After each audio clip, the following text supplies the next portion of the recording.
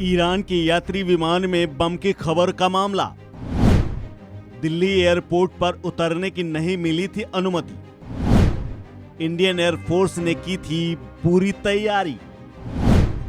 Chief marshal बोले विमान की हरकत पर थी नजर। सभी जरूरी प्रोटोकॉल का किया गया फॉलो। सोमवार को ईरान की एक फ्लाइट में बम की खबर के बाद हिंदुस्तान की सुरक्षा एजेंसियों में हड़कंप मच गया था।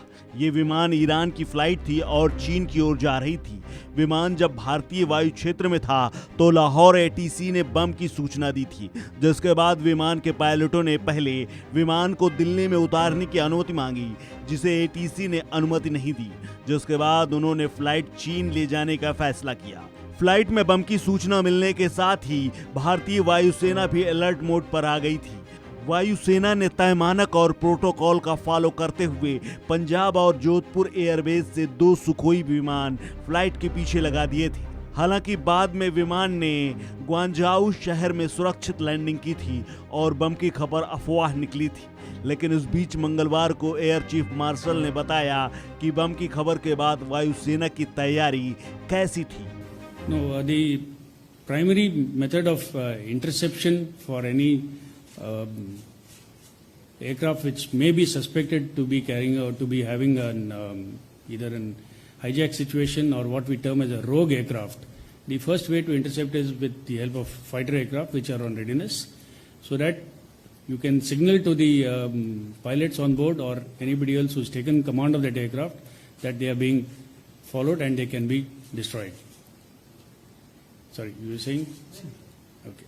So the as per the given standard operating procedure, the response was to scramble fighters, initially 2 of them from a base in Punjab, and thereafter another 2 followed this aircraft all the way till it left the Indian airspace. इसके साथ ही उन्होंने आगे कहा कि वैश्विक स्तर पर जो मौजूदा घटनाक्रम हो रहे हैं, जैसे हालात बन रहे हैं, उससे निपटने के लिए भी हम पूरी तरह तैयार हैं। मजबूत सेना की आवश्यकता देखते हुए हम हमेशा तैनात और सतर्क रहते हैं। रूस और यूक्रेन जैसे हालात के लिए भी तैयार हैं। I think there are various ways of saying future conflicts can be short, swift, high intensity. They can be protracted, low intensity, probably what we are seeing, or they could be protracted with varying intensities depending on the global situation at that time.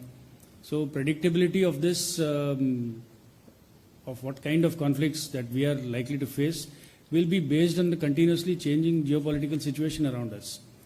We are preparing ourselves for the worst case scenario always, which is a protracted and intense conflict. So we always prepare ourselves for such kind of a scenario. Air force chief marshal ने साफ कहा कि हम चीनी आक्रामकता के बजाय एक निरंतर प्रक्रिया से बेहतर हो रहे हैं। एलएसी पर स्थिति सामान्य है, यह कहने के लिए पहले की स्थिति में लौटना होगा और सभी बिंदुओं से पूरी तरह से वापसी करनी होगी। इस खबर में फिलहाल इतना ही। अपडेट्स के लिए बने रहिए वन इंडिया हिंदी के साथ।